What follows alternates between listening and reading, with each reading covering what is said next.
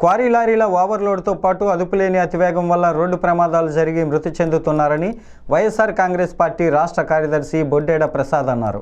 అనకాపల్లి జిల్లా మునగపాక వైఎస్ఆర్సీపీ కార్యాలయంలో వైఎస్ఆర్ పార్టీ రాష్ట్ర కార్యదర్శి బొడ్డేడ ప్రసాద్ క్వారీ లారీల ప్రమాదాలపై మీడియా సమావేశాన్ని నిర్వహించారు.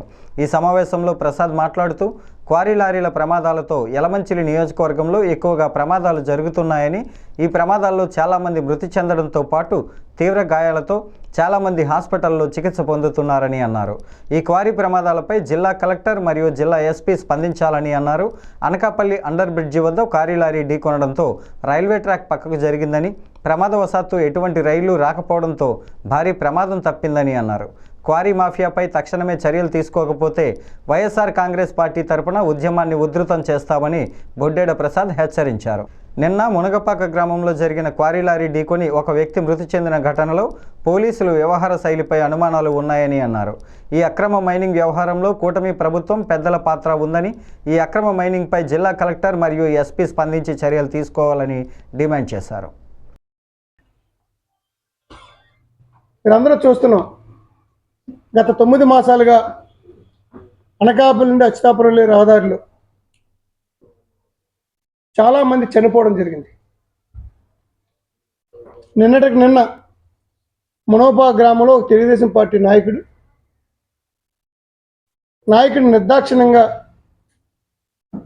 ఏదైతే మరి రాళ్ళతో ఎన్ఓబికి వెళ్తున్న లారీ, ఓవర్లోడ్ లారీ ఢీ కొట్టడం, ఊరు మధ్యలో ఏదో ఊరవతల కూడా ఏదో స్పీడ్గా వెళ్తానంటే మనం భావించవచ్చు. ఊరు నడిబొడిన జనసంచారం ఉన్న దగ్గర హెవీ స్పీడ్తో వచ్చి ప్రజలందరూ చూస్తుండగానే గుద్దేసి నిర్దాక్షిణ్యంగా ఆమె తొక్కుకొని వెళ్ళి మళ్ళీ వాళ్ళు పోలీస్ స్టేషన్ సరెండర్ అయిపోవడం, పోలీసులు వాళ్ళని గాజు బొమ్మలో పెట్టినట్టు వాళ్ళు రక్షించడం.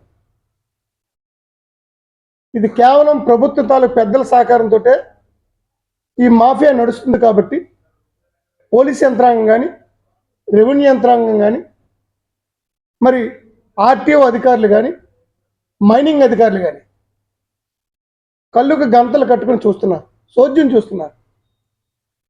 ప్రజల ప్రాణాలు గాల్లో పోయిన వీళ్ళకి అధికార పార్టీ నాయకుల తాలూకు మెప్పు కోసం ఇంత దారుణానికి ఒడిగడుతున్నారు. చనిపోయిన కుటుంబాలు ఒక రకంగా బాధపడుతుంటే, మొన్న నాగలాపల్లిలో ఒక యాక్సిడెంట్ అయింది. లారీ వెనకాల వస్తున్న బండి, లారీ ముందు చేస్తున్న బండి, ఇద్దరు బళ్ళు ఢీ కొట్టి ఒకడు అరిపాలెం కుర్రాడు, ఒకడు మునగపాక కుర్రాడు. చనిపోయిన వారికంటే ఇంకా దారుణ స్థితిలో వాళ్ళు ఉన్నారు. ఒకడు అపోలో హాస్పిటల్లో, ఆర్లో అపోలో హాస్పిటల్, ఒకడేమో కిమ్స్ హాస్పిటల్లోని కోమాలో ఉన్నారు. దయచేసి పత్రికా సోదరు కూడా ఒకసారి వెళ్ళి పరిశీలించేయండి. ఆ కుటుంబాల పరిస్థితి ఏమిటి? ఈరోజు వాళ్ళకి ఆ హాస్పిటల్, 2 హాస్పిటల్ కూడా వెళ్ళాను. 2 హాస్పిటల్ కూడా ఆరోగ్యశ్రీ మీద వైద్యం చేయట్లేదు. ఎంత దురదృష్టం ఉంటే ఈఎస్ఐ ఉన్నా సరే వైద్యం చేయట్లేదు. ప్రభుత్వం నుంచి బకాయిలు రావట్లేదని చెప్పేసి వాళ్ళు వైద్యం చేయకపోతే ఒక్కొక్క పేదవాడి కుటుంబం 16 లక్షల రూపాయలు కట్టమంటే 6లో 16 లక్షలు కట్టలేక ఆ కుర్రాడిని వేరే హాస్పిటల్కి షిఫ్ట్ చేసిన సందర్భం.